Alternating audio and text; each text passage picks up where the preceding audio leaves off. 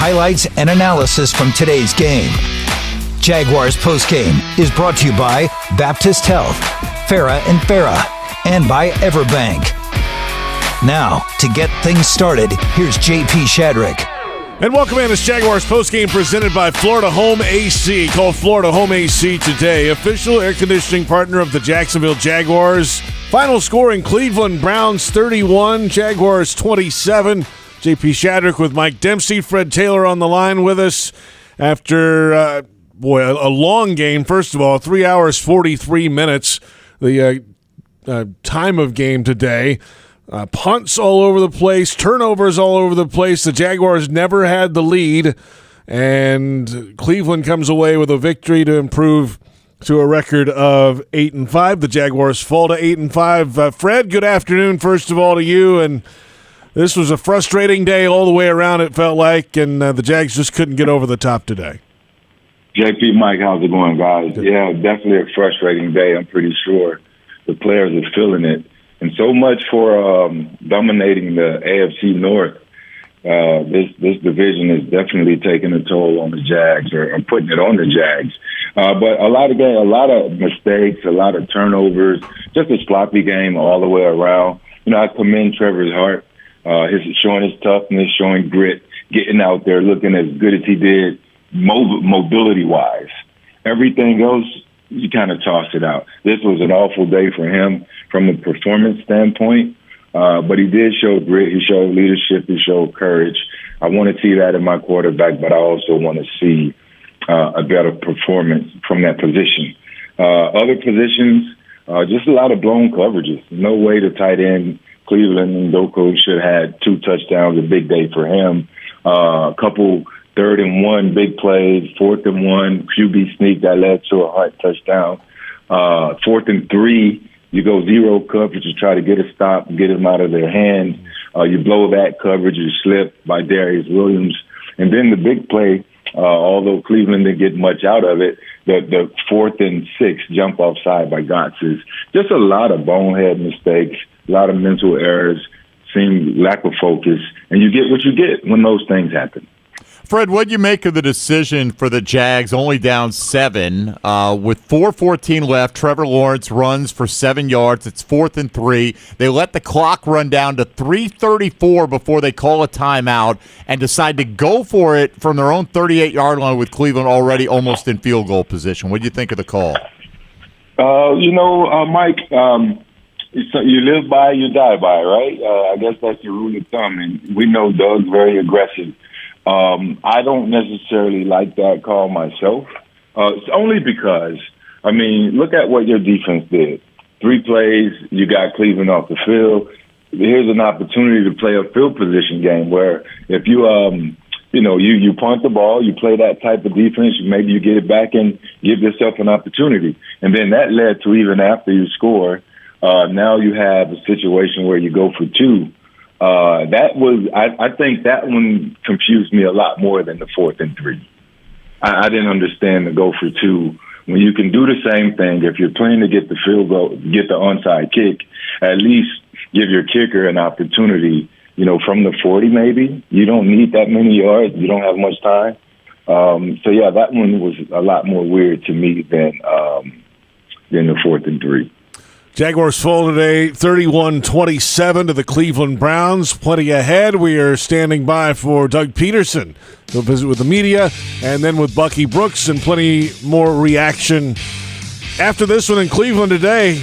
Another tough loss. 8-5 record now for the Jaguars. 31-27 the finals. Jaguars post-game on Jaguars Radio.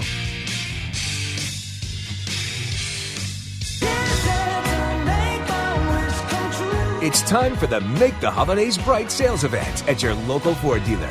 Get special offers on our adventure-ready Ford SUVs or on our great selection of Ford trucks. Choose from a large inventory of Ford vehicles equipped with technology, space, and flexibility for any season. And let Ford make the holidays bright, bringing everyone together. Visit your local Ford dealer today during the Make the Holidays Bright sales event.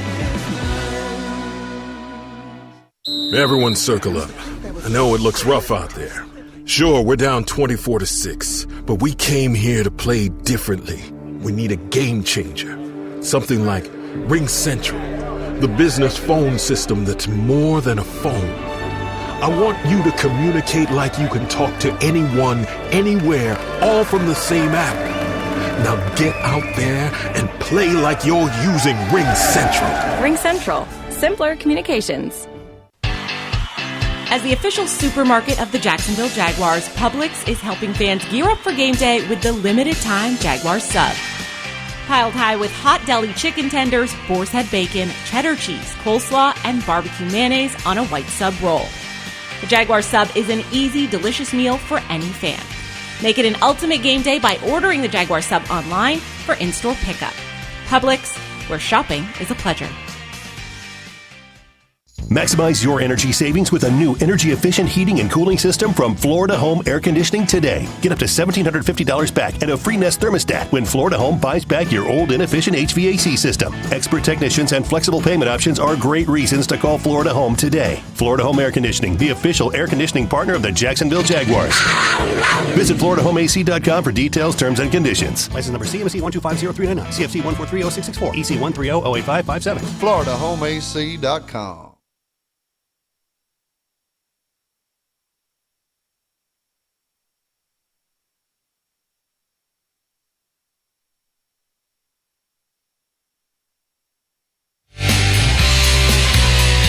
Jaguars postgame presented by Florida Home AC continues. JP Shadrick, Mike Dempsey, Fred Taylor. PRI Productions, the Southeast full-service event company, has everything you need to bring your next idea to life. Visit PRIProductions.com and learn more. Standing by to go back to Cleveland, Bucky Brooks is there, and he'll visit with Doug Pederson coming up shortly after Jaguars lost to the Browns, 31-27, the final score. Both teams now 8-5 after the result today. And a missed opportunity, of course, Fred, because the Jags could have been up 2 games on the 2 teams chasing them in the division today. Both Indy and Houston lost today. Instead, it's status quo. Still a game up and now 4 to go. The Ravens come to town next week, so it doesn't get any easier for the Jaguars, that's for sure. But a missed opportunity in so many different ways today, Fred. In so many ways, missed opportunity. I guess the blessing in disguise is that those other guys lost. Those other teams lost. You know, it gives you an opportunity to say, hey, we're still leading the division. No, it's not the margin isn't as big as it could have been if we had handled our business. But, you know, they're still leading the division with 4 games left. They got to get some guys healthy. They got to get out there. They got to make plays. But more importantly, they got to minimize those mistakes, you know, turnovers, fumbles. Parker Washington, back-to-back weeks with fumbles. You know, they're going to lose confidence in you if you can't control the ball. Trevor, again, just miscommunications, it seems, between the receiver, Ridley, Trevor, skinny post. Kind of thrown behind. I don't know if Ridley could have helped right there. So a lot of blown opportunities. They got to get back to the drawing board and figure out a way to stop this losing streak. Fred, how does that happen this time of year between a quarterback and a receiver? I mean, the game is so fast, JP, and those guys, you would expect for them to be on one accord. I mean, but, you know, they're human. There's nothing perfect about anything they're doing out there.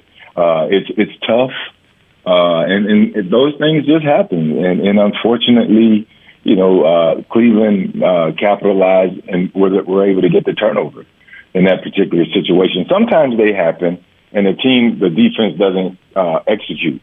They might miss the turnover or drop the pick, or, you know, it just hits the dirt.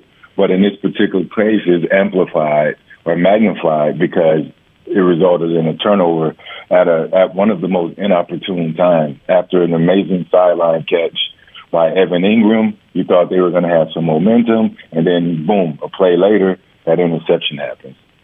Fred, you look at Travis Etienne, had 42 yards at the half, ran for -7 on 4 carries in the second half. The Jags right now cannot run the ball at all. How much additional pressure is that putting on Trevor Lawrence in this passing game? Oh, Mike, you know, come on, you're old school, baby. You know how it goes. You can't run the ball. The defense is going to call a lot more man coverage. They're going to call a lot of man coverage to be able to get after you. This is the way it works. With man coverage, linebackers are going to step the direction the running back step.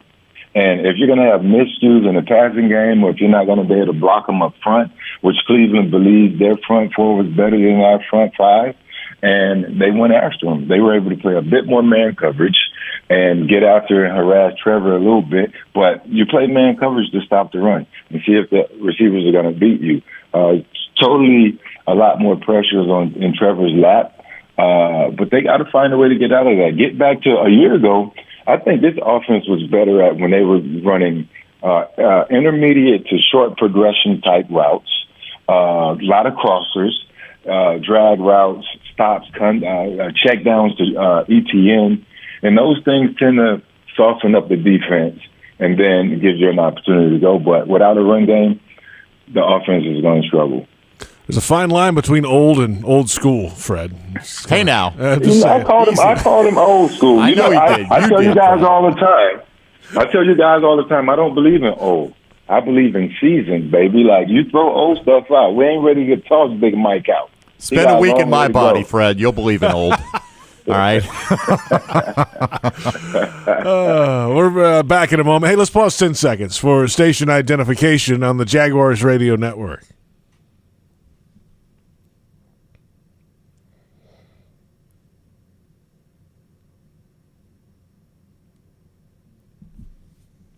Final score, 31-27. Browns over the Jaguars. We're back in a moment. Plenty more ahead. We've got the defensive play of the game, final stats. We've still got to hear from head coach Doug Pederson as well after Jaguars loss on the road in Cleveland to fall to 8-5. And this is Jaguars Postgame on the Jaguars Radio Network. Something happens when you begin to believe. What seems way off in the distance gets closer. You focus on what needs to get done, and you'll let nothing get in your way. Next year becomes this year, and maybe next time becomes now.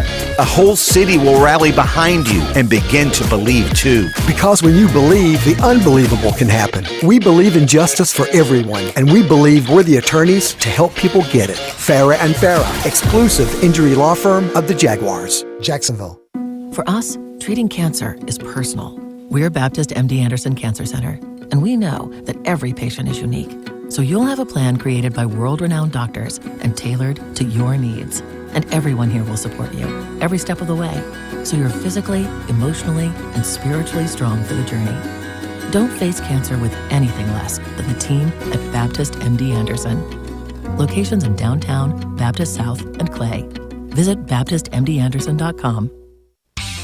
The Jaguars bring performance, strength, and passion to every single play. And you'll find the same when you bank with EverBank. You've worked hard for your money. So if you're ready to up your financial game, it's time to choose EverBank. EverBank, advantage you. Member FDIC and the official bank of the Jacksonville Jaguars. Earn your advantage at everbank.com/Jaguars.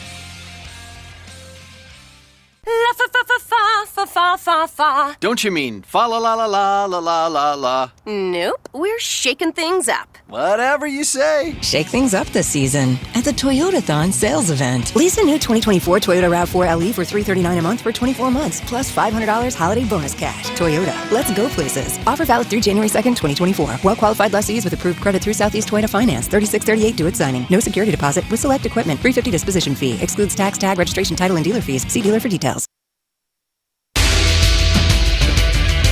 Jaguars postgame presented by Florida Home AC. Florida Home AC today. Official air conditioning partner of the Jacksonville Jaguars. JP Shadrick, Mike Dempsey from the Hyundai Studios. Fred Taylor on the phone line with us after Jags loss to the Browns 31-27. 4 giveaways by the Jaguars offense today. 3 takeaways for the Jaguars defense. And there was a point middle of the game there, second quarter.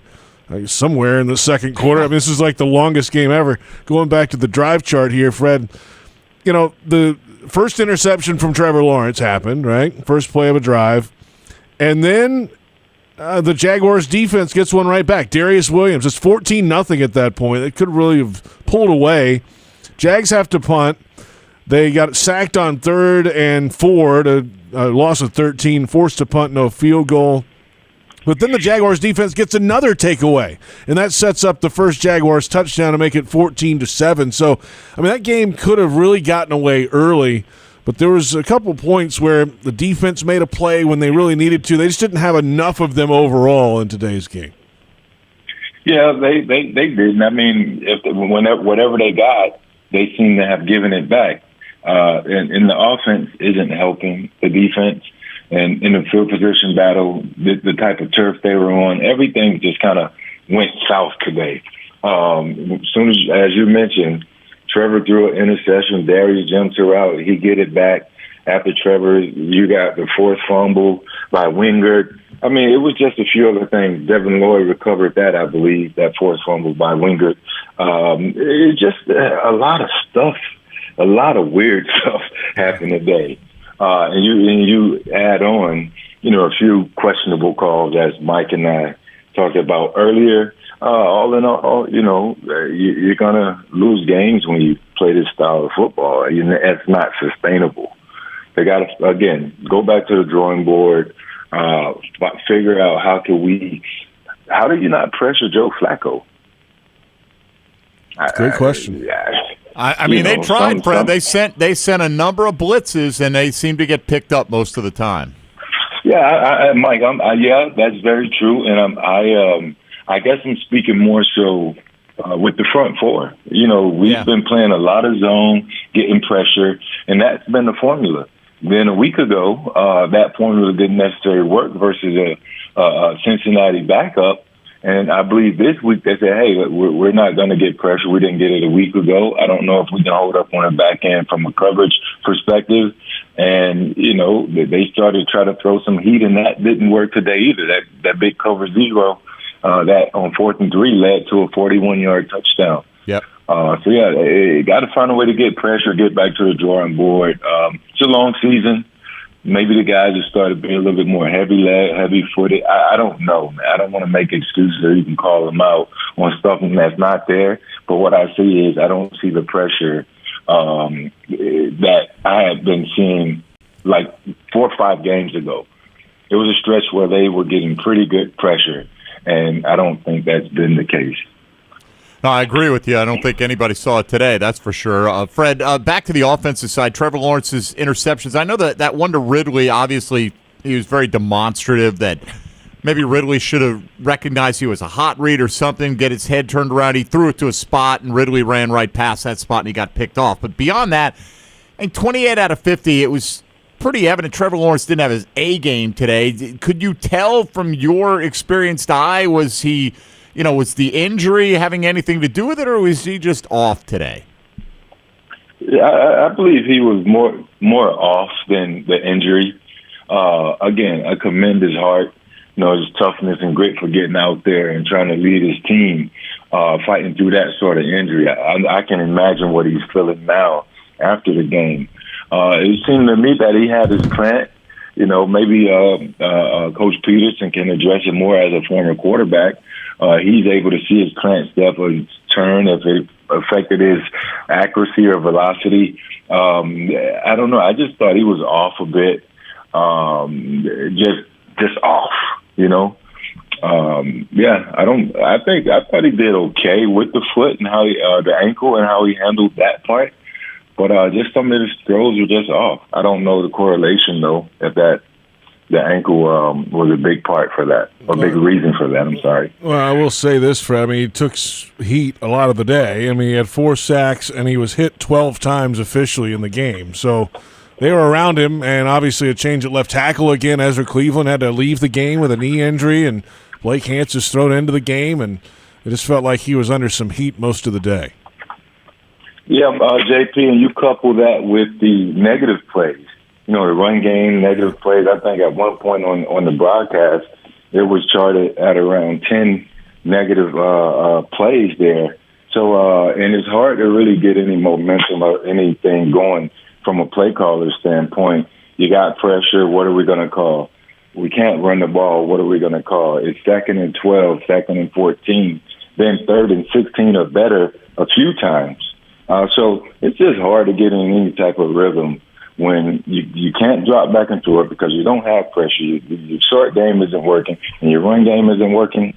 That's an awful formula.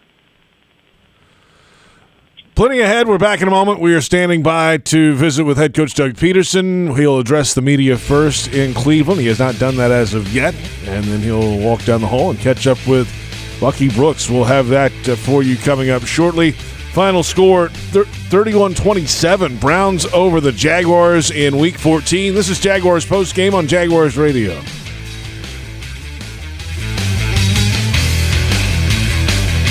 Maximize your energy savings with a new energy-efficient heating and cooling system from Florida Home Air Conditioning today. Get up to $1,750 back and a free Nest thermostat when Florida Home buys back your old inefficient HVAC system. Expert technicians and flexible payment options are great reasons to call Florida Home today. Florida Home Air Conditioning, the official air conditioning partner of the Jacksonville Jaguars.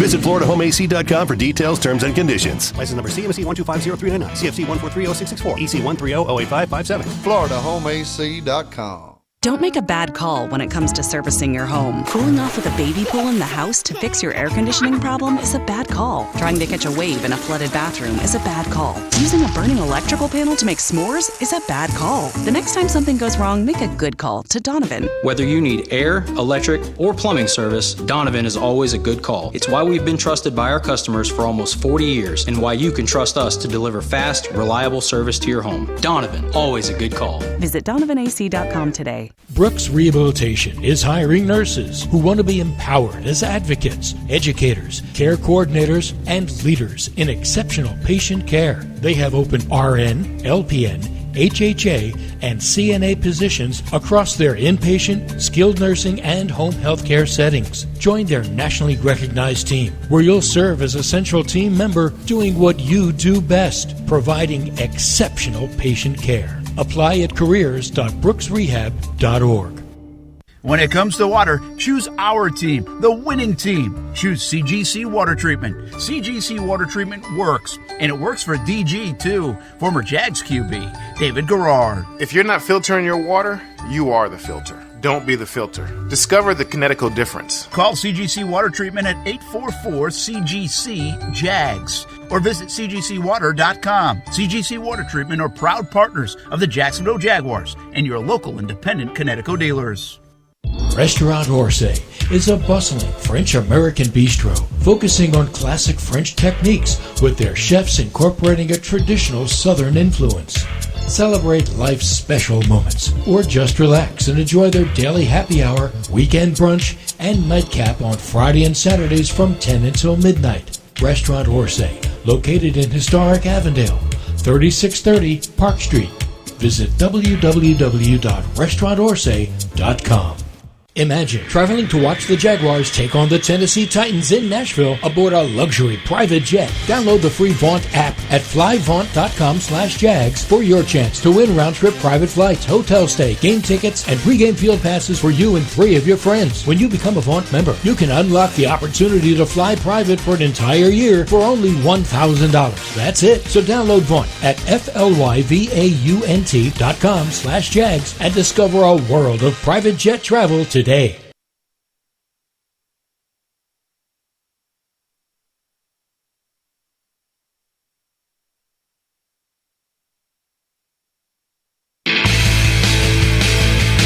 Jaguars postgame presented by Florida Home AC. JP Shadrick, Mike Dempsey from the Hyundai Studios in Jacksonville. Fred Taylor on the phone line with us. The Jaguars fall to the Browns 31-27. Both teams 8-5. Rough day at the office, certainly in Cleveland for the Jags. They were trailed all day long. They gave the ball away 4 times. The quarterback got hit a bunch, even though he was playing through a high ankle injury.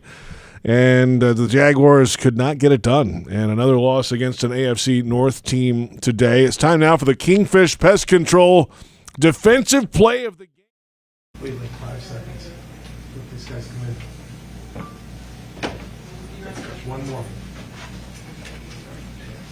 right, who's got first question? The decision to go for it 31-27, go for two. What's the analytics and logic of Well, analytics is basically, puts you down 2 and field goal win to get the onside kick, and then a field goal wins the game. Just wanted to avoid any possibility of overtime. Yeah, and try to be aggressive there, and just the way the game was going, felt like we needed to, obviously make something happen, and that was a good time. We had them on their heels at that time, and it was a good decision to do that. How much does the attrition that you've sustained figure into a decision not to avoid or to avoid overtime, the possibility of overtime? Well, I think sometimes that's maybe the easiest thing to think about, right? But when you're down there and your team is, just scored, we got a little momentum right there, and for me, it was kind of an easy decision to go for it at that time. Because then, if you get a chance to get the ball back, you know exactly what you got to do, right? So, either way, it worked to your advantage. Was there a consideration? I think when it was 4th and 3, maybe 3.5 or 4.5 minutes to go, to maybe you had all 3 of your timeouts. You were down by 7 at the time. Was there a consideration to maybe punt there, or did you just kind of feel like? I think if it was 4th and 10, yes, but 4th and 3 is your better chance percentages to pick up the first down. So it was another one that we decided to go for and got it.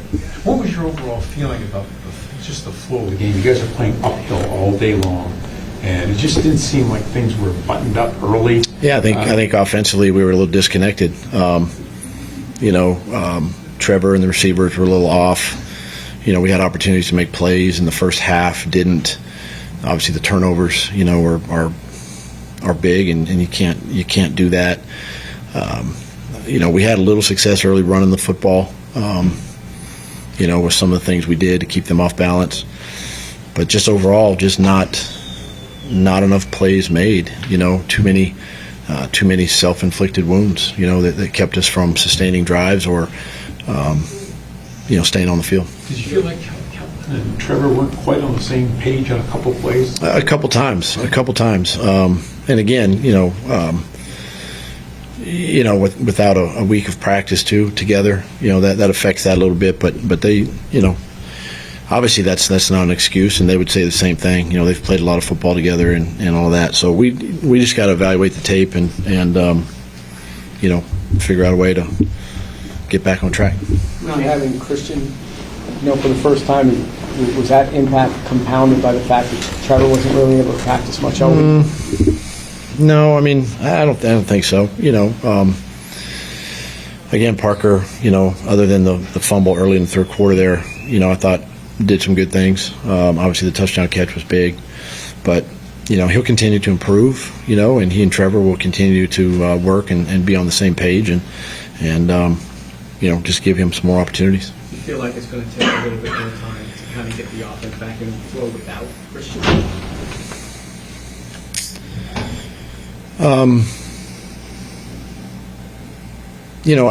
Obviously we miss Christian, obviously. He's a big part of the offense. But look, it's, where we are in the season, this late, it's the next man up mentality, right? So we've got to continue to, as coaches, prepare our players and get those guys ready to go regardless of who's in there. So a lot of confidence and, we move forward. What do you make of the coaching job that Stefanski's done over there? I think I saw a stat that they're the 8th team to win a game 4 different starting quarterbacks since 1950. He's doing a heck of a job. Yeah. On the 3 interceptions, Trevor, how many of those were just over aggressive or miscommunications? What did you see on those? Some of it was maybe, I think the first deep ball was just an overthrow. The one in the red zone, he and Calvin need to be on the same page, and they weren't, right there. And then the one in the fourth quarter, again, was a play that you hope you put it up to one of your better receivers, and you hope you can at least come down with it, or at least incomplete pass. So a little bit of everything there, but plays that we've made before, and looking forward, we got to make those. And a couple David and Njoku touchdowns are early for the Browns. The defensive was that. We pressured on the first one. And, they got us. So, credit Cleveland there. I mean, they did a good job there. And then the next one, we just misfit a gap. And, he was open across the middle. All things that, the second one really is in our control, and so we got to look at the film there and make that correction.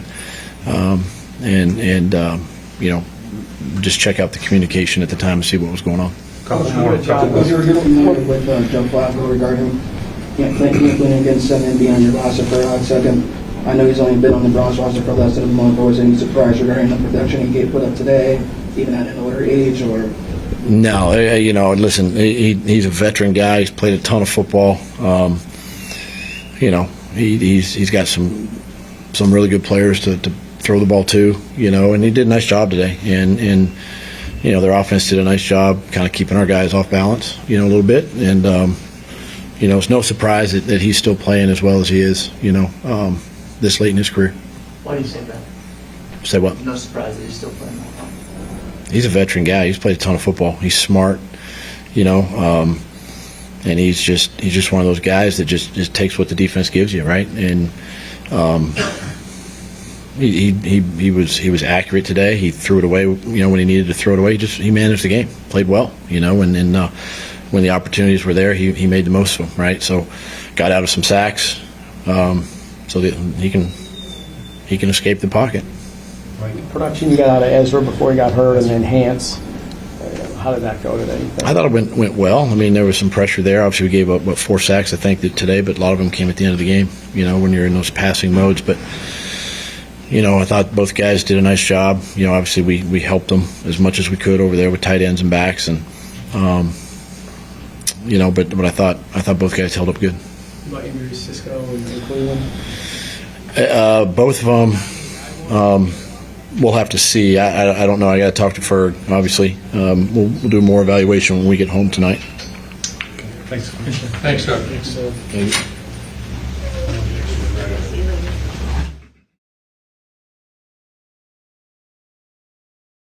you. Against the Baltimore Ravens in the AFC North, and that team won today with a walk-off punt return. The Jaguars with plenty to clean up after today's game, a final score of 31-27. Let's head back to Cleveland, and head coach Doug Pederson is with Bucky Brooks. Coach, thoughts after a tough loss today in Cleveland? It's kind of like a little bit like last Monday. Too many self-inflicted wounds, not on the same page offensively. Quarterbacks, receivers missed a few big opportunities early in the game. Obviously, the turnovers are big.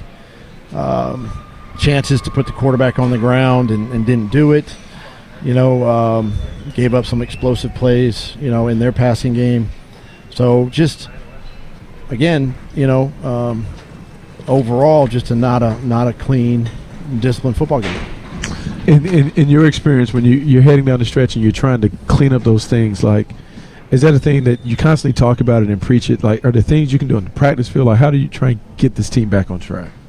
Well, I think it lies with the coaches, lies with me, and obviously the communication that I have with the football team, and it starts with each coach and how are we preparing our players, because some of the same mistakes are happening and continue to happen. Well, I can't put it all on the player, right? I got to put some of that on the coach. So holding coaches accountable, this time of year too, we can't let things slide, and making sure that our players they understand the importance of where we are in our season and the impact that each game now has, moving forward. Because, again, I keep saying you want to be playing your best football, and right now we're not. We were, and now we're not. So we got to figure out how to get back to playing good football.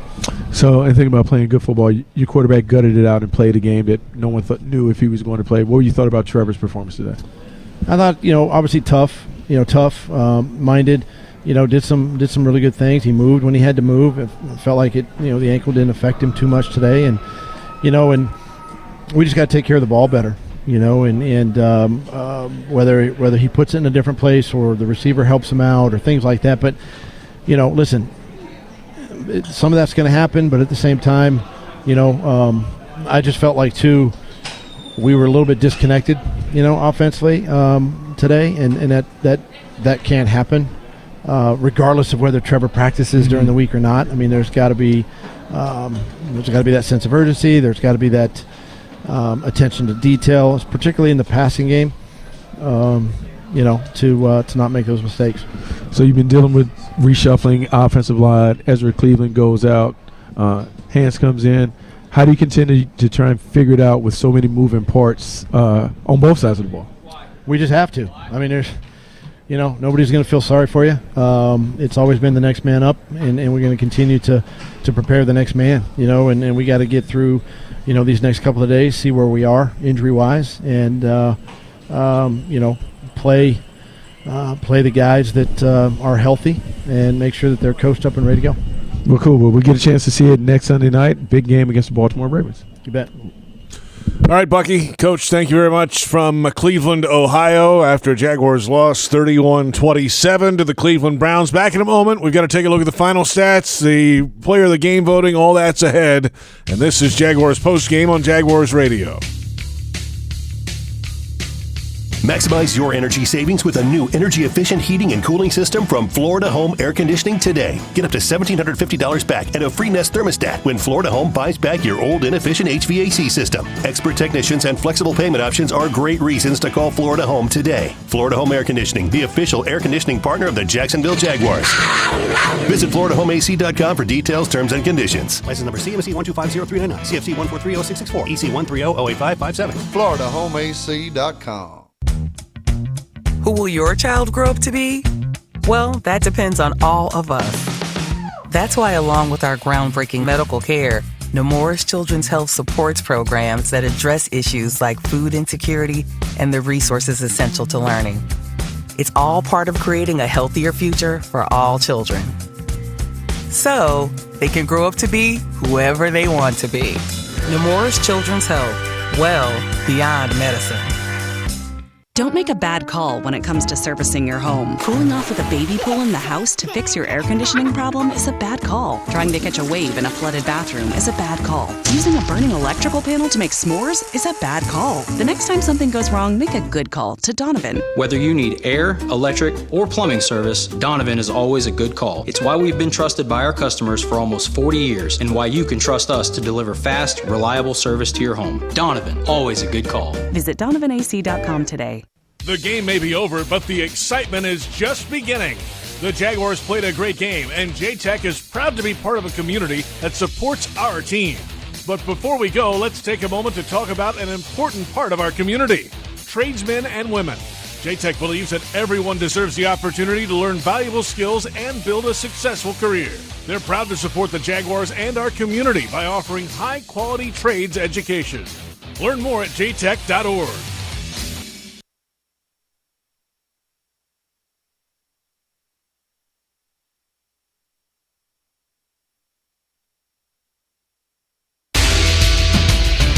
Jaguars postgame presented by Florida Home AC. Call Florida Home AC today, official air conditioning partner of the Jacksonville Jaguars. JP Shadrick, Mike Dempsey, Fred Taylor. Let's take a look at the Everbank final stats in a Jaguars loss, 31-27, the final in Cleveland today. Total yardage, 389 to 293 in favor of the Browns. Rushing yardage, 82 to 58 in favor of Cleveland.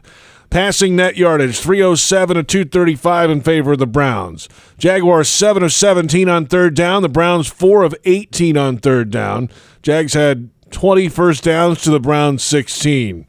Penalties, 7 for 40 yards. Couple in key moments late for the Jaguars. 8 for 75 yards against the Cleveland Browns.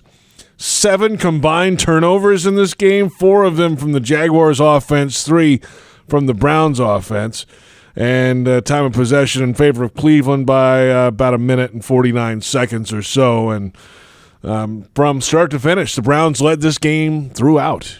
Yes, they did, JP, and, in part because Joe Flacco threw for 311 yards today. Those 3 touchdowns, had a 92 passer rating. You compare that to Trevor Lawrence, who went 28 out of 50, 257. Also had the 3 TDs, but threw the 3 interceptions. Passer rating of 65.2 on the ground. Jerome Ford, kind of modest, 12 for 51, 4.3 yards a carry. He was the leading rusher in the game. Travis Etienne was averaging 4.2 yards per carry at the half.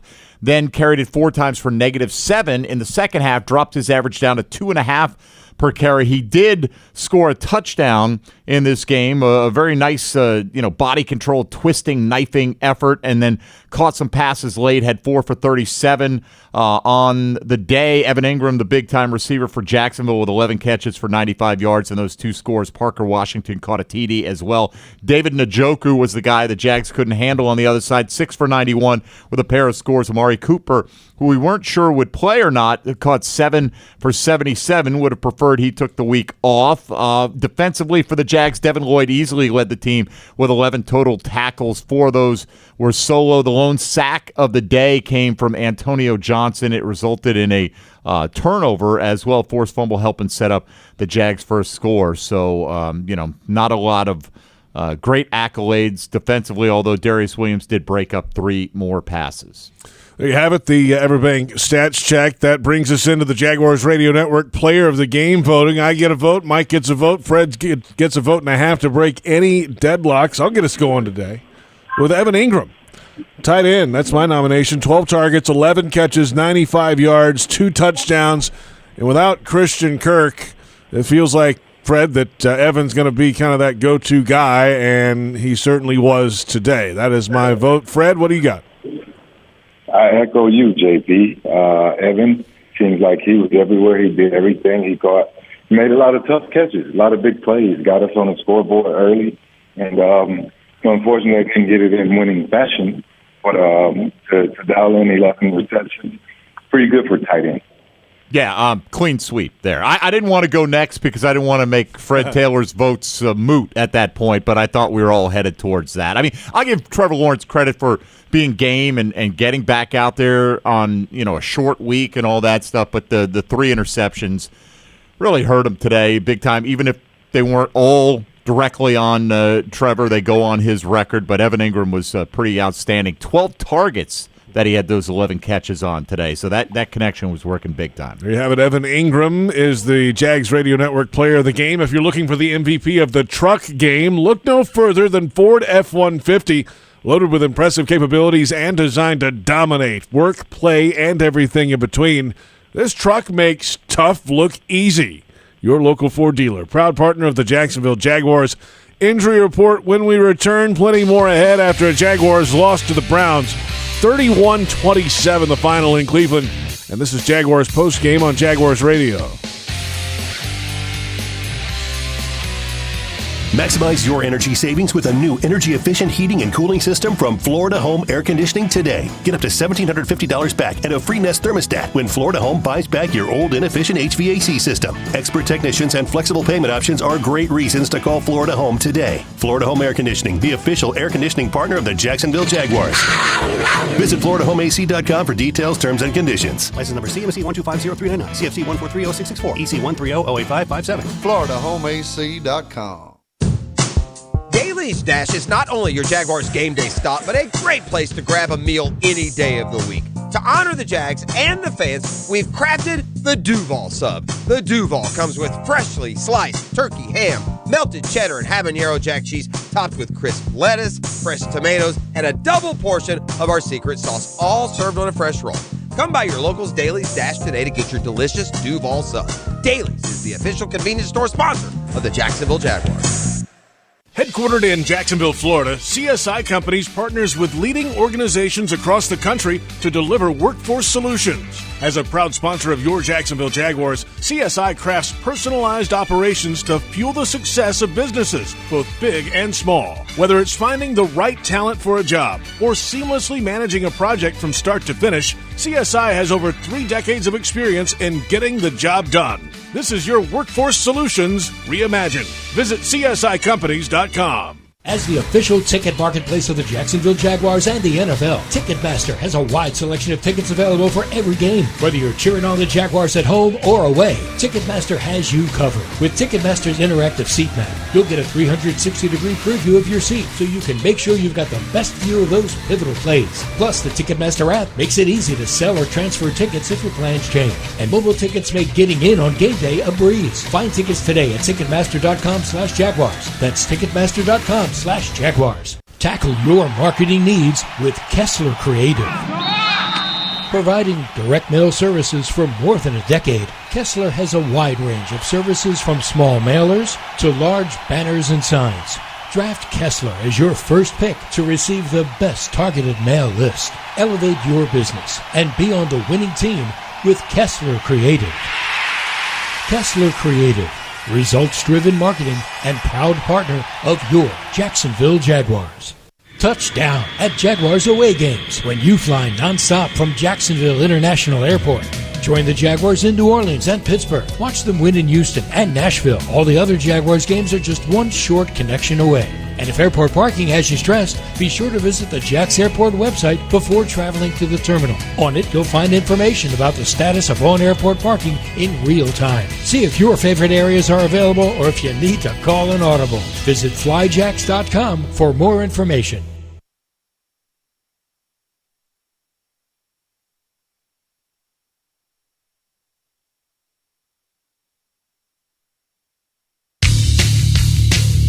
Jaguars Postgame presented by Florida Home AC. JP Shadrick, Mike Dempsey, Fred Taylor out of here for the remainder of this program. We're at the Hyundai Studios in Jacksonville. The injury report presented by Baptist Health and the Jacksonville Orthopedic Institute, the official sports medicine provider of the Jacksonville Jaguars. Two major ones popped up today. Ezra Cleveland with a knee injury in the second quarter. It did not return to the game. It was his first NFL start at left tackle. He had started 40 games at left tackle in college at Boise State, but he has been a guard throughout his NFL career and a starting guard for Minnesota, and moved out to left tackle today with a knee injury. We'll see the status moving ahead. Andre Sisco in the fourth quarter with a groin injury did not return to the game, and he had been banged up last week with a shoulder issue. You saw it kind of strapped up out there, his right shoulder, and was playing through that. But now it comes up with a groin injury in the fourth quarter. So that adds to the long, long list of players that have been affected the last 2 weeks. Yeah, I mean, it's gotten to be an epidemic over the last couple of games here. And particularly, sometimes you can handle a number of injuries, JP, when they get concentrated in one spot. That's when you really can get in trouble. And they're going through left tackles right now at an alarming rate. And you can just hope that Ezra Cleveland and or Walker Little is able to return as quickly as possible. But, I mean, the Jags are down to their fourth option at left tackle right now, which is not good for a team that needs to protect a less than 100% quarterback, a team that can't get their run game untracked. It's challenging, and the best team they have left on their schedule is coming in a week from today, so it gets no easier in the short term. And the Ravens won today on a walk-off punt return. They'll have a little bit of bounce in their step coming in here, and I think, Sunday Night Football, they're going to want to prove a point. And look, they would have, either way, had they lost that in overtime, we would have been saying, you know what, they're going to come in here angry. So yes, it doesn't matter. They're a good team that's coming in here. I think the Jags are still a good team, but right now, you're holding a few of these position groups together with a little bit of duct tape and baling wire, and, What do you think the issues were for the offense today? A lot of things. It just was not one of our cleaner games. Too many mistakes, penalties, missed opportunities, missed throws, drops, just not playing sound football. I think we were just so inconsistent. It was hard to get in a rhythm. It feels like all the close plays like we didn't make that you need to get some momentum back in games, and it seemed like all of those we just weren't able to make today. We got to watch this tape and really learn from it, because there's a lot on there that we got to clean up and get better from. It was just walking off the field, you feel like we missed so many opportunities and left a lot out there, and really just shot ourselves in the foot over and over. And we gave them short fields a bunch. Our defense, got some big turnovers to keep us in the game, and we took advantage of one or two of them, but the other ones, I think we had on one drive, I think we just turned it over right back to them. So then coming out of of halftime for the third quarter, we turned it over first possession inside our own, I think 20 or 25 or something like that. So you can't play that way and win. Typically, it's going to be hard, and at the end, we still had a shot and gave ourselves an opportunity, but it's just too little too late at that point. How did you come out of it, Trevor, and you feel like you were able to do everything you thought you would be able to do? Yeah, I felt pretty good, all things considered. So that was a positive out of today. I guess that's about the only one. But I didn't re-injure my ankle and didn't tweak it or anything. It felt pretty good. It held up. I was able to move when needed. It was good. Still too many miscommunications going on at this point in the season. Yeah, 100%. The interception, I guess, down there in the red zone, was that you and Calvin weren't on the same page on that one? Yeah, just too many miscommunications. We've been playing together for a while now, and that's on us, and we got to take some accountability, for cleaning that up. And that's just stuff that can't happen, for both of us. We got to be on the same page. And it seemed like all those plays that we weren't. Some weeks you're able to get away with it and it doesn't bite you. It seemed like this week they all did. Turned into turnovers or sacks or bad plays or whatever. So we all gotta kind of take accountability and look in the mirror. And there's stuff that I didn't do well today.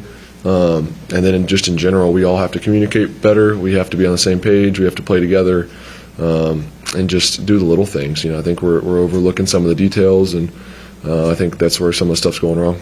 I know you don't want to use an excuse, but not having Christian has to have a big impact on all that. Definitely, yeah. There's no excuses. Nobody cares. That's the thing about this league. No one really cares who you're missing. There's a lot of teams missing players at this point in the season, but 100%. Obviously, we miss Christian. He's one of our best players and makes a huge impact on this offense and this team. So of course you miss him, and Christian's on IR. We gotta find a way to still win games without him. So that's not going to change in the next few weeks. So we got to find a way, and I got all the confidence that we will. But this week we gotta go to work. We gotta get better. We gotta communicate. We gotta get on the same page. Just too many mistakes. How much do you guys have to get the run game going to be able to offset things? Yeah, we have to. That's especially you play a team like Cleveland, like that defense that we played. You gotta be able to run the ball. You gotta do a better job. So we got to find ways to do that. Whatever that is, we got to watch the tape. I don't want to speak on it too early, but yeah, you got to be able to stay consistent with that. I think that's something we talked about. When we were playing well, I feel like a couple weeks ago when we were playing well as an offense, that was something that we were doing well. So we got to get back to that and just find ways to stay efficient and stay on track. We weren't very good on first and second down today, so that gets you behind the sticks, and then. That team has a great pass rush, really good defense, good DBs. They disguise well. They do a bunch of things. They brought some pressures that were really good. So, we kind of got ourselves in bad situations and made it harder for ourselves for sure. Evan Ingram, 11 catches, 95 yards, 2 touchdowns. I think it was a career high. What was so special about the connection today? Yeah, Evan's a great player. I feel like he could do that every week. Some weeks it just doesn't happen that way. The ball kind of finds itself, in other places. But, Evan is, we all know the kind of player he is, and he could do that every week. So we got to continue to get him involved, especially with, we're a little banged up everywhere right now. So we got to continue to find ways to let him play because he's playing really, really well right now. So, I love how he's playing. I feel like we're on the same page. We're doing some things well, and we got to keep expanding on that and getting better. And but no moral victories. He had a good game, and but no one. He's probably the one that's one of the most pissed guys in that locker room. So we understand that stuff doesn't matter if you lose. The 3 interceptions. How many of those were miscommunications? How many of those were just kind of misses? Yeah, I don't want to get into all of that right now. But they made a good play on the one at the end of the game. Something that we had a plan for the pressure that they brought, and. The corner just made a good play and didn't do exactly what we thought he was going to do. So that one was on me. They brought a pressure that we weren't able to pick up. They brought too many, and I was trying to take a shot outside, and the corner just did a good job of playing it and put it out there a little too far, and he made a good play. So the rest of them I don't really want to get into. We all gotta. It's on all of us. We gotta take accountability and fix it. And starts with me. Starts with my communication with all the guys. On the outside, up front. In the backfield, and we will. I'm not concerned. This group is really mature and is willing to do whatever needed to win and get better. So, we'll fix it. Let's do one more. Are you doing more of that? You were going more demonstrative at times, or and the guys have even said it. Are you getting on these guys a little bit more when needed? I think we were at that point in the year where we've all had conversations too as just a group, and some of the leadership guys on the team. It's just there has to be accountability, and it's never pointing the finger. We all have enough today to look back on and say that we didn't play well individually. So collectively, obviously we didn't, but it's also stuff that, we gotta do the simple stuff. We gotta do the little things. We gotta be on the same page, and that's stuff, like I said, that I'm making some mistakes out there as well. So I'm not just pointing the finger at other people, but there has to be accountability, and that our guys do a good job of responding. And if something needs to be said, I'll say it to them, whether it's on the field, and try to do it in the most respectful way, because I never want to look like I'm pointing the finger, but also there's stuff that needs to be fixed. And same thing for those guys that can come up to me and talk to me. If I'm not doing something right, if they're thinking I'm going to put the ball here and I put it there, we got to clean that up. So it's full circle, and those guys understand it, and that's something that we've created where we're going to have accountability. If you're not doing your job, whether that's me, whether that's Zay, Calvin, Christian, Evan, anybody, you got to do your job, and we understand that, and you're not going to win if you don't. So we know what we have to do. We have to get better, all of us. Thanks, Trevor. Thank you all.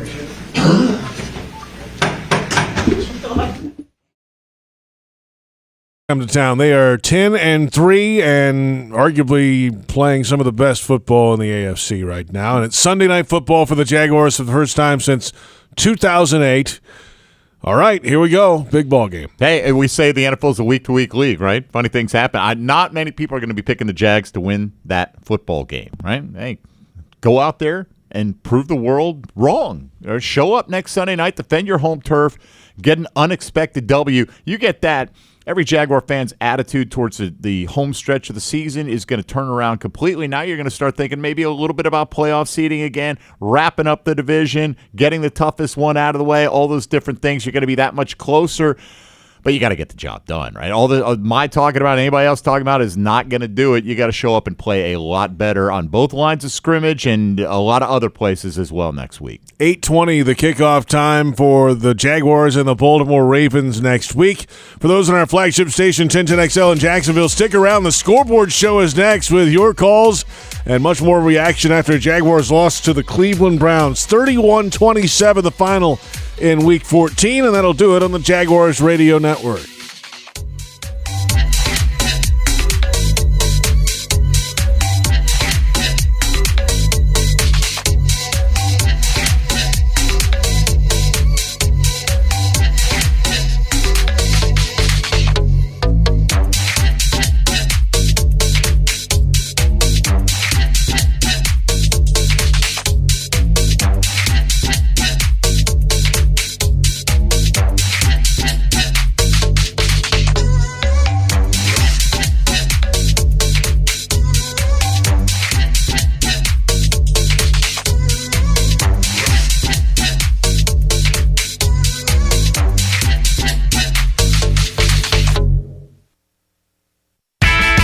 Welcome to the Jaguars Scoreboard Show.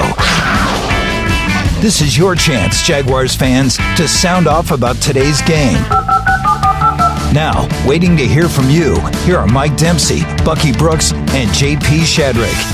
Welcome in. It's the Scoreboard Show after a Jaguars loss in Cleveland, 31-27. Plenty to discuss. J.P. Shadrick, Mike Dempsey, and your calls, 355-NFL-1, 355-6351. The Jaguars with a bunch of giveaways, missed opportunities, penalties, and key moments.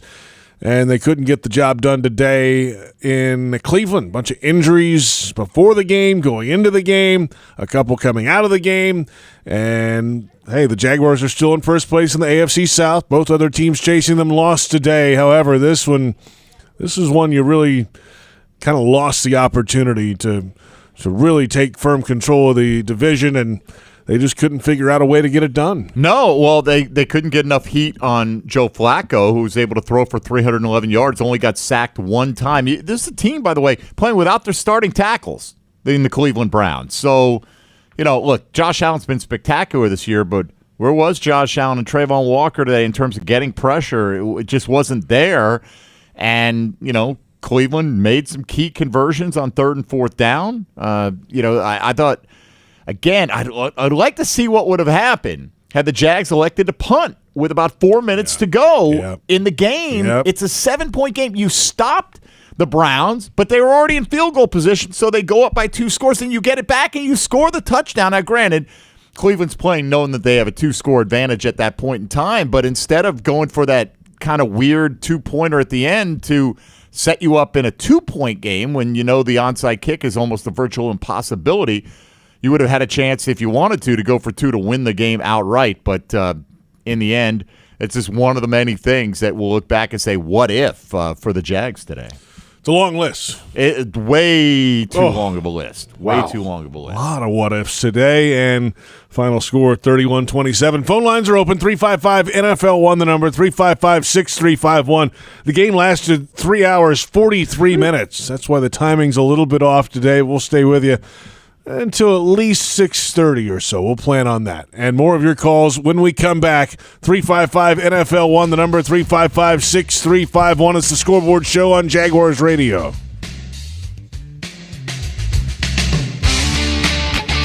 Imagine traveling to watch the Jaguars take on the Tennessee Titans in Nashville aboard a luxury private jet. Download the free Vaunt app at flyvaunt.com/Jags for your chance to win round-trip private flights, hotel stay, game tickets, and pregame field passes for you and 3 of your friends. When you become a Vaunt member, you can unlock the opportunity to fly private for an entire year for only $1,000. That's it. So download Vaunt at flyvaunt.com/Jags and discover a world of private jet travel today. Hey Jaguars fans, are you tired of being late to the game because you're stuck in traffic looking for a parking space?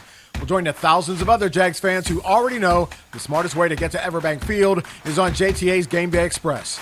Shuttles run from 5 locations around Jacksonville. Passes start at $10 and are available exclusively on the MyJTA mobile app.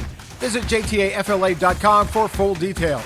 The JTA Game Day Express, where you're winning before the game even starts.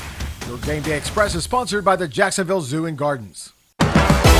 Calling all Jags fans. Is your little one ready to become a junior Jaguar?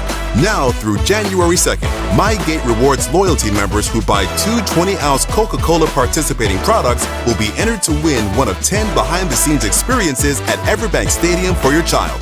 Plus, you'll earn a 10-cent rollback at the pump, a win every time.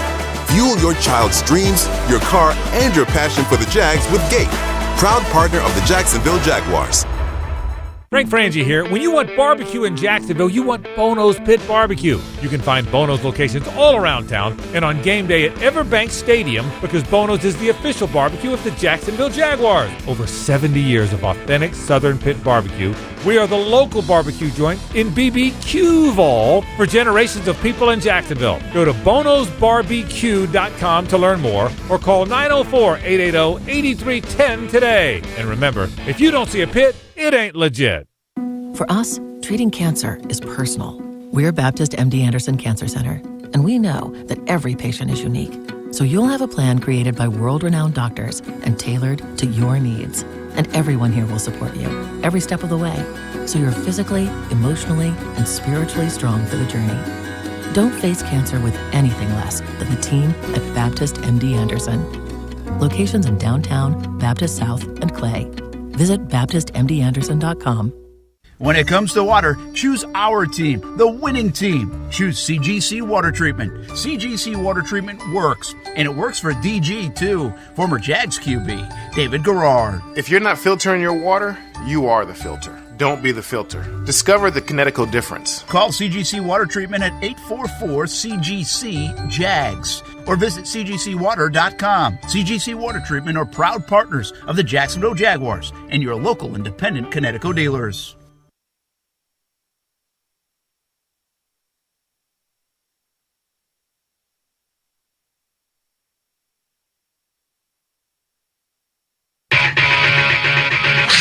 The Jaguars Scoreboard Show. Scoreboard Show continues right now. The Scoreboard Show continues. JP Shadrick, Mike Dempsey from the Hyundai Studios in Jacksonville after a Jags loss to the Cleveland Browns 31-27. 355-NFL-1, the number. 355-6351. What you got, Mike? All right, let's start it off with Zach on the north side. Zach, you're on the Scoreboard Show. Go ahead, please. Hey, guys. How you doing? Good, man. What's up? Hey, another disappointing loss, to say the least, and there's so much you can pick apart about this game. Instead of me doing that, I just want to ask a couple of quick questions. Do you think Doug should call plays, resume doing that? And do you think Trevor's injury had an effect on how he performed today? Well, I don't think the play calling is going to change who's doing it. I mean, Press Taylor's calling the plays, and it's been like that all year. And Jags have scored 58 points in the last 2 weeks. Yeah, right. I mean, that's not bad. Just scoring. Yeah, if they get any defense at all, they probably win both of those games. Right. In theory. So I don't think the play calling is the issue. I don't know if Trevor was – I don't know a percentage on what Trevor was today, but it just felt a tick off sometimes. Yeah, he had a few throws that you're like, oh, man, that guy usually darts that in there, right? And I don't know. I can't sit here and tell you it was anything to do. Trevor will, I'm sure, tell you, hey, if you're healthy enough to play, right, that you judge me on my performance, and that's fine. But I have no way of knowing that, and I just, again, the play call, I go back to they put up a bunch of points, and I know they got a late touchdown here in a situation where Cleveland was up 2 scores, and they knew they could afford to give one up. But again, this defense, JP, when Joe Flacco is coming off the couch and throwing for 300 yards on you with 3 touchdowns a couple weeks later, that's a big issue. We thought that Cleveland would try to play this game in a phone booth. They did anything but right now. And if your pass rush can't get after the opposing quarterback, this league will destroy you. Lamar Jackson is going to be licking his chops watching some of this film today. Obviously he can throw it. He's got better wide receivers than he's probably had at any point in his career in Baltimore. And he's obviously got that great mobility, so it's going to be a big challenge. But I don't personally feel like it's anything Press Taylor's doing. Like, hey, Calvin Ridley looks back. I'm guessing that's a completion instead of Trevor's second interception on the day. Was it a bad play call or is it bad execution? I'm not saying that Press Taylor's perfect. Don't get me wrong. Absolutely not. I mean, players got to go make plays, too. They do need to make plays as well. It is a little mystifying to me how a veteran of Calvin Ridley's experience is having trouble being on the same page with his quarterback this deep into the season at this point. That all said, 3rd and 1 with an empty backfield. They throw the deep ball. Hated that. And then it's intercepted. They score a touchdown. Cleveland right after that, 4 plays later, on a 4th and 3, they beat the blitz on a 41-yard touchdown pass. And it's a 2-touchdown game again. There's some of those. Some of that short yardage stuff's weird. I'm sure there are examples you can point to. Then again, 3rd and 1. Are the Jags any good in short yardage? Right? Not so good, right? So let's say we line up under center, right, and we get stuffed, and then what are we saying? What is Press Taylor thinking? What do we do? He knows we can't convert 3rd and short. Right. I did hate the call, though. All right, if you're going to throw it, it is the NFL. It's a different thing. Your grandfather's NFL. That's line up and run it every time, 100% of the time. So throw it fine. To just Trevor Lawrence off balance, backpedal, kind of just chucked it up to Ridley. I know he had one-on-one out there, but maybe get a PI because he's done a lot of that this year. Okay. He has done, but I hated that call. There were a few things I hated today. Hated that. I did. I hated the decision to not punt it with 4 minutes left, and not only that, to Trevor gained 7. It's 4th and 3. You let the clock run down to 3:34 before indecisive. Oh, we got to go. We're not going to go. Then once you call the timeout, now you're down to 2 timeouts. You do have the 2-minute warning. You could still punt it if you want to at that point. I almost felt like they were pot committed in their minds, though. So there's some questionable decisions, I thought, today. They moved the ball 1 yard after that for the field goal to take a 10-point lead. 1 yard, right. 1 yard. So they're in field goal position. And in a game where their defense had played pretty well up to that point in the second half, you pin them back, you try one more shot, force a punt, which you would have done had it played out the same sequence of plays, and then you've got the ball in your hands to try to go down and win the football game with about 2 minutes left to go, maybe even a timeout or 2 in your pocket, but didn't go that way. Zach, thank you for the call. Let's go to Chris in Orange Park next up on the Scoreboard Show. Hello, Chris. Hey guys, how y'all doing tonight? Bit better, but all right. What's up? Hanging in.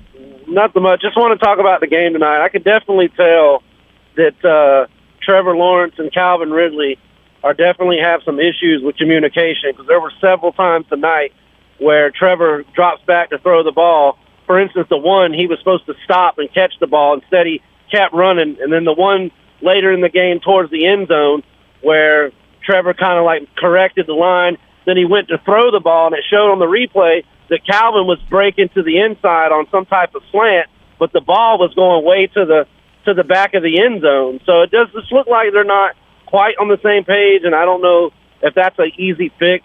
And another thing is all the injuries, guys, piling up on us this late in the season. Yeah. It's almost like if we do make a push, do we really do anything in the playoffs? Do we actually win a game with all the injuries we got going on? I just hope the Jaguars are able to get healthy as quickly as possible, and they're able to put together a legit run here, because, you know, winning in the NFL is not easy to do. Getting to the playoffs 2 years in a row, that's not something Jacksonville's familiar with, so I'd hate to waste it. But thanks, guys, for taking my call. Go Jags. Thank you, Chris. Appreciate it. And on the injury part of it, yeah, you can't control those, right? That happens. But there is some confidence that Cam Robinson could be back in the fold before the end of the regular season and maybe get him geared up at the end and for a playoff run.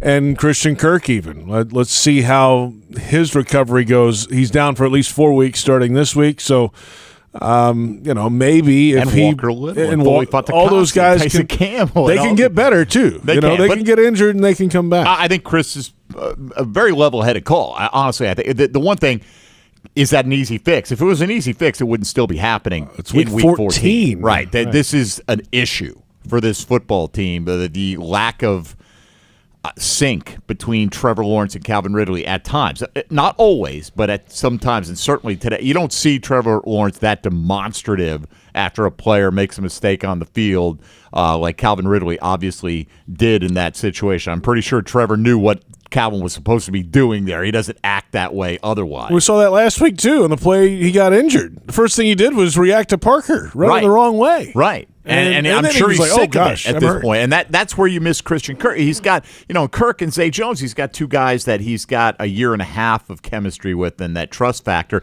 In terms of, what can we do if we get into the postseason? Let's have that problem to worry about, right? Let's just get there.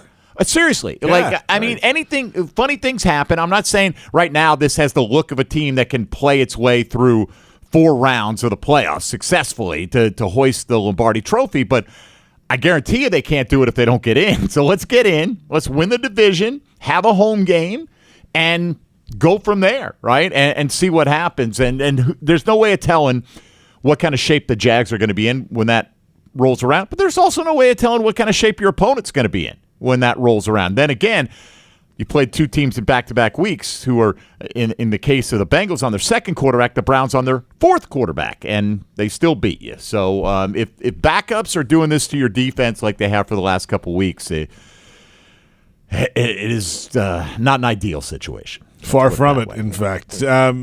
Plenty more of your calls ahead. 355-NFL-1, the number 355-6351. This is the Scoreboard Show on Jaguars Radio. Facing cancer takes a lot of determination, strength, and support. And you'll get it all at Baptist MD Anderson Cancer Center. Determination from world-renowned doctors, giving you specialized treatment with cutting-edge technology and research. Strength and support from a dedicated team, caring for you completely, during and after treatment. Don't face cancer with anything less than the team at Baptist MD Anderson. Appointments available at BaptistMDAnderson.com. As the official ticket marketplace of the Jacksonville Jaguars and the NFL, Ticketmaster has a wide selection of tickets available for every game. Whether you're cheering on the Jaguars at home or away, Ticketmaster has you covered. With Ticketmaster's interactive seat map, you'll get a 360-degree preview of your seat so you can make sure you've got the best view of those pivotal plays. Plus, the Ticketmaster app makes it easy to sell or transfer tickets if your plans change. And mobile tickets make getting in on game day a breeze. Find tickets today at Ticketmaster.com/Jaguars. That's Ticketmaster.com/Jaguars. Daly's Dash is not only your Jaguars game day stop, but a great place to grab a meal any day of the week. To honor the Jags and the fans, we've crafted the Duval Sub. The Duval comes with freshly sliced turkey, ham, melted cheddar, and habanero jack cheese, topped with crisp lettuce, fresh tomatoes, and a double portion of our secret sauce, all served on a fresh roll. Come by your local's Daly's Dash today to get your delicious Duval Sub. Daly's is the official convenience store sponsor of the Jacksonville Jaguars. Hey, Jaguars fans, are you tired of being late to the game because you're stuck in traffic looking for a parking space? Well, join the thousands of other Jags fans who already know the smartest way to get to Everbank Field is on JTA's Game Day Express. Shuttles run from 5 locations around Jacksonville. Passes start at $10 and are available exclusively on the MyJTA mobile app. Visit JTAFLA.com for full details. The JTA Game Day Express, where you're winning before the game even starts. Your Game Day Express is sponsored by the Jacksonville Zoo and Gardens. Imagine traveling to watch the Jaguars take on the Tennessee Titans in Nashville aboard a luxury private jet. Download the free Vaunt app at flyvaunt.com/Jags for your chance to win round-trip private flights, hotel stay, game tickets, and pregame field passes for you and 3 of your friends. When you become a Vaunt member, you can unlock the opportunity to fly private for an entire year for only $1,000. That's it. So download Vaunt at flyvaunt.com/Jags and discover a world of private jet travel today. Huddle up, score the title of most fired up Jags fan and win the ultimate VIP watch party experience. 505 Southwestern has teamed up with the Jacksonville Jaguars, Bono's Pit Barbecue, and Yucatan Guac to give you and 30 friends an unforgettable experience. Hang with Jackson DeVille and the Roar cheerleaders at the Bono's Town Center location as you cheer on the Jags during their last game of the season against the Titans. Free food, course beer, and prizes included. Enter to win at Jaguars.com/sweepstakes.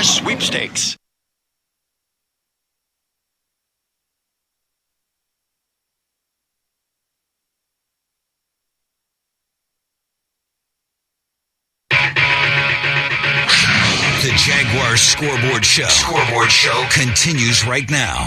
355 NFL 1, the number 355-6351. JP Shadrick, Mike Dempsey. The Scoreboard Show continues. We're at the Hyundai Studios in Jacksonville. Browns 31, Jaguars 27. What you got on the line, Mike? I've got Steve in St. Johns County next up. Steve, you're on the Scoreboard Show. Go ahead, please. Thank you. Nice rainy St. Johns County. Hey, got a question, kind of a little devil's advocate here. In reality, it'd be interesting what you say with this, but in reality, who have the Jags beaten? In the AFC North, they're now 1-2. Arguably, the team that they beat, Pittsburgh, is the worst in that division. And if you take away the Jags' wins in their division, they're what, 500 or below 500? Well, sure, if you take away all their wins, they're gonna be. Well, no. In their division, right. But starting today, the Colts were in the playoffs. They had swept them. Pittsburgh was in the playoffs. They'd beaten them. Atlanta was in the playoffs. They'd beaten them. Now, granted, that's a bad division over there. They beat Buffalo, who's beating Kansas City right now. I mean, look, yeah, you're right. They haven't beaten a murderer's row, but they've won enough games to find themselves in first place. So, it just seems. Yeah. Go ahead. No, you go. Go ahead. It just seems, we're always making excuses. We're always pumping them up to be Super Bowl bound. You got to win these games. To make it, excuses, like now we're talking injuries. What they say on the TV, the Browns have lost 4 offensive linemen. Notably, they've lost Nick Chubb, probably the best running back in the NFL. And then also they were saying Denzel Ward, an all-pro quarterback, didn't play today. Why weren't we attacking that spot? Maybe we were. Yeah. Maybe they weren't good enough. I don't know. Hey, by the way, who's Miami beat in that? To that argument, Miami's strength of victory is abysmal. Right, beat nobody. But they've won the games. They've won enough games to qualify for first place in their division right now. So, quite number frankly, 1 seed. This is not college football where you get to go, I don't think you would beat this team, so we're not going to put you in the playoffs. Jags win enough games to go to the postseason. They have to apologize to nobody for it. Now, nobody's sitting here going, they look like a steamrolling Super Bowl contender. No, gosh, no. How many teams do? Really? San Francisco looks like one, right? Ravens are pretty good. Ravens are good, right? But you're talking about a handful of teams in the National Football League that look that good. And granted, the Jags don't look like one of them right now. They're not going to apologize if they make the playoffs, though. We've seen 6 seeds win the Super Bowl. I'm not saying the Jags are going to win the Super Bowl, but I'm not going to turn down a playoff invitation because I don't like the caliber of teams that they've beaten to get there. If we'll take a year in fact off. get there. So you can look, and I mean, Houston's considered one of the hot darling teams of the National Football League, right? Well, you beat them a few weeks ago, and again, you win as many as you can. If you make the postseason, you make the postseason, and nobody's going to say, well, it's a power ranking. It has nothing to do with it. No. You win enough. If you win enough to win your division, no matter how many teams you lost to that are wild card contenders, you're going to have a higher seed, and you're going to have home games if you play any of those teams. So. It is what it is. When they play well, we tell you, they look good. And they have looked good. They had a 5-game winning streak. They lost badly. They bounced back with a couple of good wins there in the division. And now the last couple of weeks, they've gone the opposite direction. So when they stink, we tell you that too. Yeah, and the defense is a big reason why the last 2 weeks. Absolutely. The offense has, today, yes, they turned the ball over 4 times. Everybody's had issues, right? But man, the defense really had this thing buttoned up, it felt like, for a good part of this season, but the last 2 weeks has not been close to that. Again, these last 2 weeks have been what we thought this season was going to be. A defense that we had a lot of questions about. Yeah, Can they pressure quarterbacks? Can they do enough defensively that you don't have to score 35 every week to win football games? And the Jags have scored 58 points in the last 2 weeks and don't have a win to show for it. So you're right about that. But then again, defense is done more than their share in the early part of the season. They help carry the offense. But that's football, right? Steve, thank you for the call. Let's go to Michael in St. Augustine next up here on the Scoreboard Show. Hello, Michael. How you guys doing tonight? All right. What's Great. Up? Looking back on the past few games and all of the great teams that we've played, seeing an excellent pass rush, should the Jaguars be kicking themselves by not going out in free agency and grabbing someone? I mean, even Jason Pierre-Paul was sitting on the bench or not sitting on the bench, sitting on his couch for a long time. You're not going to find any argument from me. I've been, along with just about everybody in the Western Hemisphere who recognized the Jags needed to add pass rush this season. So, yeah, I think it's absolutely they should have added more pass rush at some point, whether it was in the offseason, the draft. I mean, you can only draft so many guys. You only have so many picks. Or some of these in-season pickups that have contributed. Look at Kyle Van Noy's having there are guys out there that were available for the signing, and they've opted to go with what they have. And look, Josh Allen at times has been an unstoppable force in the pass rush, but like to have a complement, or even if it's just not a guy that's going to take over the next spot in the pecking order. Absolutely, I would have liked more help in the pass rush department, but that's what they've opted to do now. That's right. That's where we're at. That's where we are in Week 14, headed to Week 15 when the Ravens come to town next week, and plenty more ahead, including more of your calls. 355-NFL-1, the number 355-6351. Final score in Cleveland, the Browns 31, the Jaguars 27, and it's the Scoreboard Show on Jaguars Radio.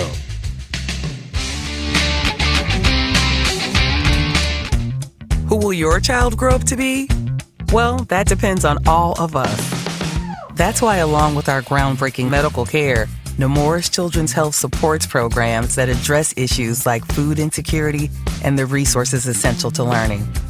It's all part of creating a healthier future for all children, so they can grow up to be whoever they want to be. Nemours Children's Health, well beyond medicine. Calling all Jags fans. Is your little one ready to become a junior Jaguar? Now through January 2nd, MyGate rewards loyalty members who buy 2 20-ounce Coca-Cola participating products will be entered to win one of 10 behind-the-scenes experiences at Everbank Stadium for your child. Plus, you'll earn a 10-cent rollback at the pump, a win every time. Fuel your child's dreams, your car, and your passion for the Jags with Gate, proud partner of the Jacksonville Jaguars. Restaurant Orsay is a bustling French-American bistro focusing on classic French techniques with their chefs incorporating a traditional Southern influence. Celebrate life's special moments or just relax and enjoy their daily happy hour, weekend brunch, and nightcap on Friday and Saturdays from 10 until midnight. Restaurant Orsay, located in historic Avondale, 3630 Park Street. Visit www.restaurantorsay.com. As the official supermarket of the Jacksonville Jaguars, Publix is helping fans gear up for game day with the limited-time Jaguars sub. Piled high with hot deli chicken tenders, boar's head bacon, cheddar cheese, coleslaw, and barbecue mayonnaise on a white sub roll. The Jaguars sub is an easy, delicious meal for any fan. Make it an ultimate game day by ordering the Jaguars sub online for in-store pickup. Publix, where shopping is a pleasure. Headquartered in Jacksonville, Florida, CSI Companies partners with leading organizations across the country to deliver workforce solutions. As a proud sponsor of your Jacksonville Jaguars, CSI crafts personalized operations to fuel the success of businesses, both big and small. Whether it's finding the right talent for a job or seamlessly managing a project from start to finish, CSI has over 3 decades of experience in getting the job done. This is your Workforce Solutions Reimagined. Visit CSICompanies.com. As the official ticket marketplace of the Jacksonville Jaguars and the NFL, Ticketmaster has a wide selection of tickets available for every game. Whether you're cheering on the Jaguars at home or away, Ticketmaster has you covered. With Ticketmaster's interactive seat map, you'll get a 360-degree preview of your seat so you can make sure you've got the best view of those pivotal plays. Plus, the Ticketmaster app makes it easy to sell or transfer tickets if your plans change. And mobile tickets make getting in on game day a breeze. Find tickets today at Ticketmaster.com/Jaguars. That's Ticketmaster.com/Jaguars.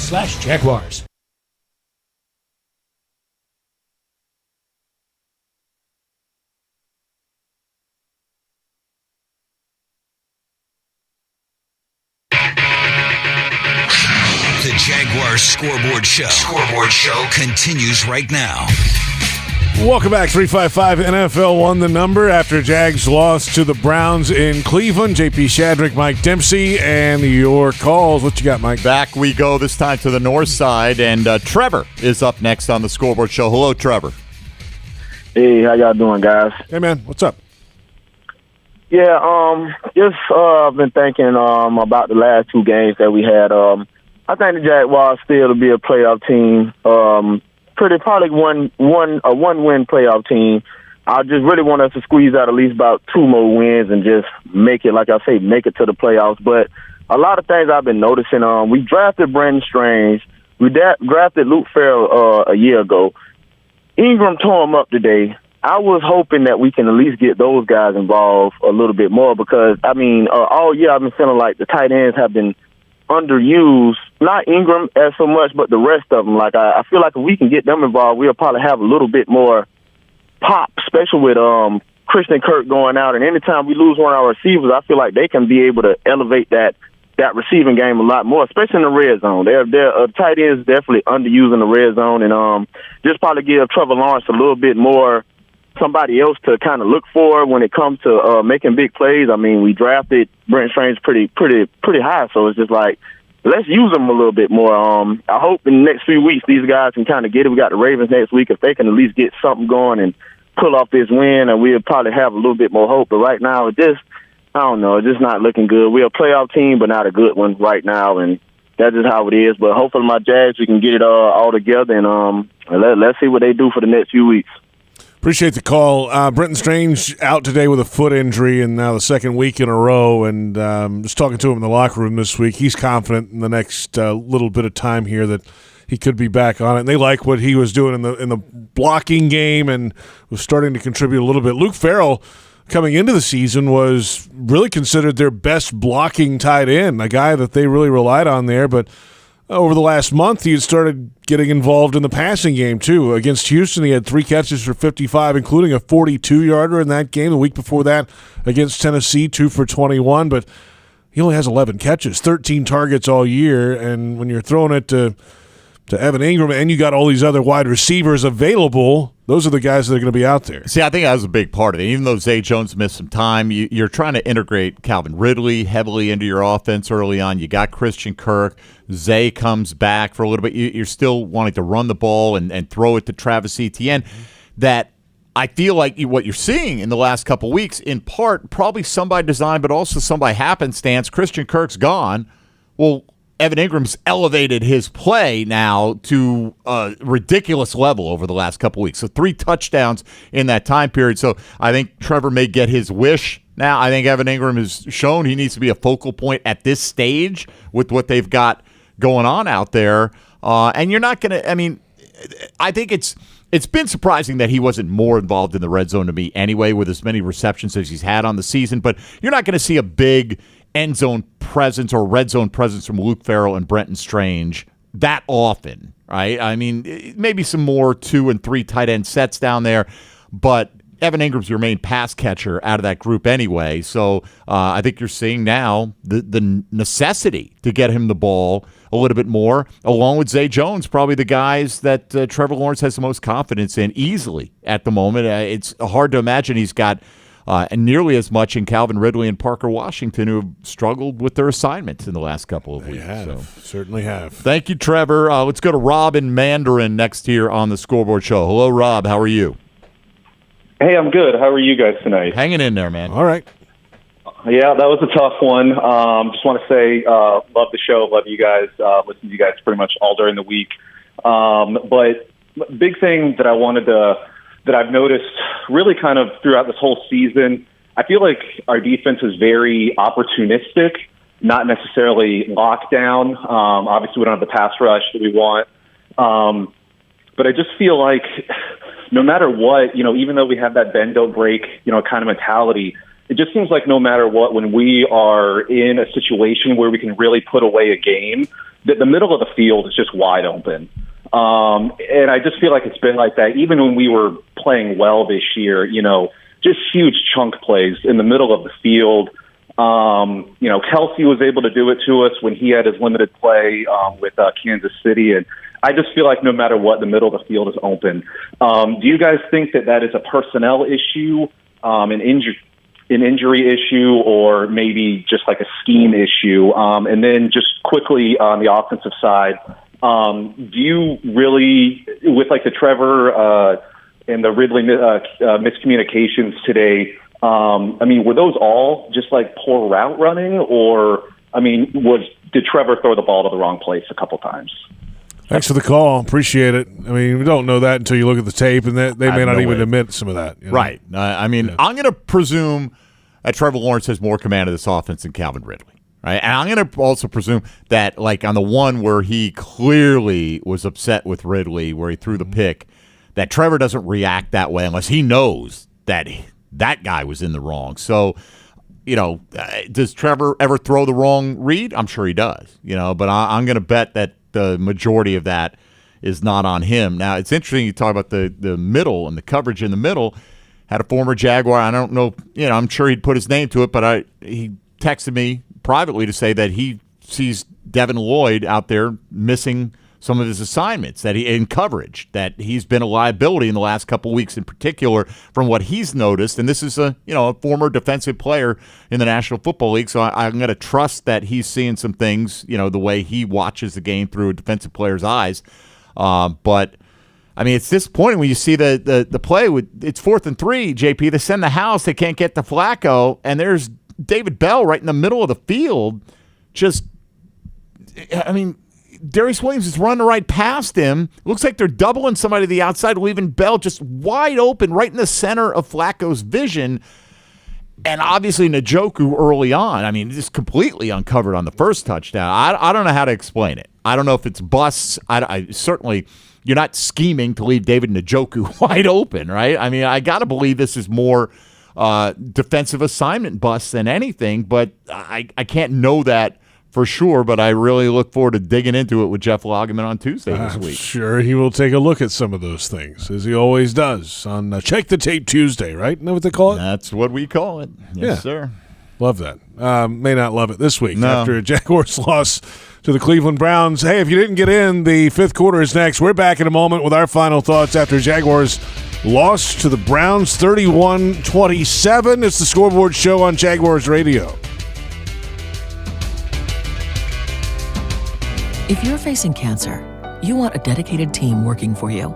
At Baptist MD Anderson Cancer Center, we only focus on cancer.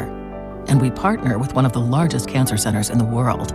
So you'll have a specialized treatment plan created by our experienced and highly trained oncologists and surgeons, collaborating with one of the country's leading cancer centers. Best of all, we're in North Florida with locations in downtown, Baptist South, and Clay.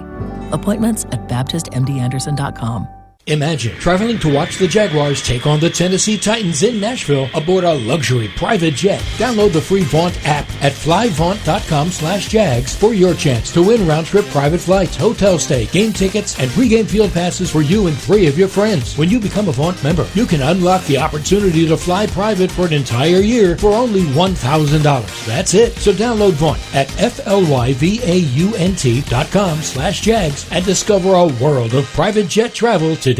Huddle up, score the title of most fired up Jags fan, and win the ultimate VIP watch party experience. 505 Southwestern has teamed up with the Jacksonville Jaguars, Bono's Pit Barbecue, and Yucatan Guac to give you and 30 friends an unforgettable experience. Hang with Jackson DeVille and the Roar cheerleaders at the Bono's Town Center location as you cheer on the Jags during their last game of the season against the Titans. Free food, course beer, and prizes included. Enter to win at jaguars.com/sweepstakes. Touchdown at Jaguars away games when you fly nonstop from Jacksonville International Airport.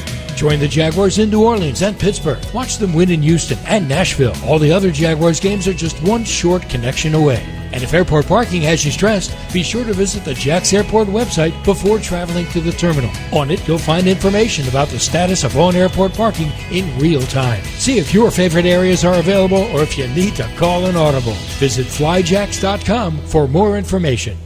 The game may be over, but the excitement is just beginning. The Jaguars played a great game, and J-Tech is proud to be part of a community that supports our team. But before we go, let's take a moment to talk about an important part of our community, tradesmen and women. J-Tech believes that everyone deserves the opportunity to learn valuable skills and build a successful career. They're proud to support the Jaguars and our community by offering high-quality trades education. Learn more at jtech.org. Calling all junior fire chiefs. Parents, register for your child to win the ultimate Jaguars game day experience. Cheering on the Jags from the brand new Firehouse Subs fire truck at Everbank Stadium, flashing the fire truck lights when the Jags score. As honorary junior fire chief of the game, your child will receive a Firehouse Subs gift, and the whole family will receive 4 tickets and a parking pass to a home game this season. Visit jaguars.com/sweepstakes to enter to win today. See website for terms and conditions.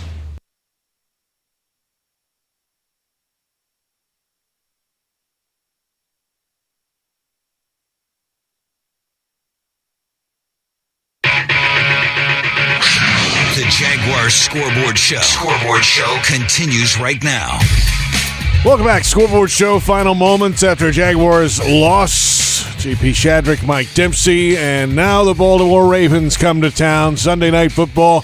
First time the Jaguars have been on that product on a Sunday night since 2008. All right, that's fine, but the Ravens come in 10-3, no matter who it is. They're one of the best teams in the AFC. It's the best litmus test you can probably presently get in the AFC. What's left? Of course, these last two would tell you that the Jags might not be up to it, but it is a week-to-week league, JP. They're going to show up. They're going to try to win a football game. They cannot afford to go, man, we're down in the dumps, and this Ravens team is just so good coming in and all that. You got to try to rally the troops and win a game, man, because, fortunately for the Jags, they got help today from the Bengals and the Jets, and they kept the division at bay. And, I think we may feel differently, and we certainly would, if the Colts had won, the Texans had won, and the Jags had won. They'd be in the same spot, but your team would have won. The Jags, as sloppy as they were today, had a much more competitive game than the Colts and the Texans did. I mean, they were both miserable today. So, look, at this point, I think it's clear the focus needs to be on win enough games to win the AFC South. And then after that, let's regroup, see where things stand, what that gets us. Maybe the 4 seed, fine. Home playoff game, but you got to get there. You can't let this slip. With the start that they had at 8-3, you got to finish the task, and you got to be back-to-back division champs, secure your spot in the postseason, and then let's see who's healthy when that rolls around. Jaguars today, tomorrow, and all week. Tomorrow, David Garrard will be in on a Reaction Monday. As we mentioned, Jeff Loggeman, John Ogier, Mike DeRocco, Tom McManus, of course, me and Tony Smith all week long. And I'm not running away from it. It is what it is, and we'll try to get together with the Jaguar fans and figure out where they'll go from here. Tomorrow afternoon, Jaguars Happy Hour Radio, 4 to 6 p.m. on 1010XL AM. Pete Prisco, Tony Baselli, and Tony and I will be live at Mr. Chubby's Wings in Ponte Vedra tomorrow afternoon, so come see us in person. Those wings are phenomenal. All kidding. I mean, they really are. Mr. Chubby's has, like, the best wings, I think, in town. We've got a lot to talk about over those wings tomorrow, of course. And it's the Jaguars' loss tonight. Thanks to our entire crew, Linda Fortunato, Donna Murphy, Tony Smith, David Cho, Andrea Curry, Callie in the back as well. Everybody getting it done today. For Mike Dempsey, I'm JP Shadrick, and thank you for listening. Final score, Browns 31, Jaguars 27. The fifth quarter is next. Coach Campo, Leon Searcy, and Hacker. They're after this. It's the Scoreboard Show on Jaguars Radio.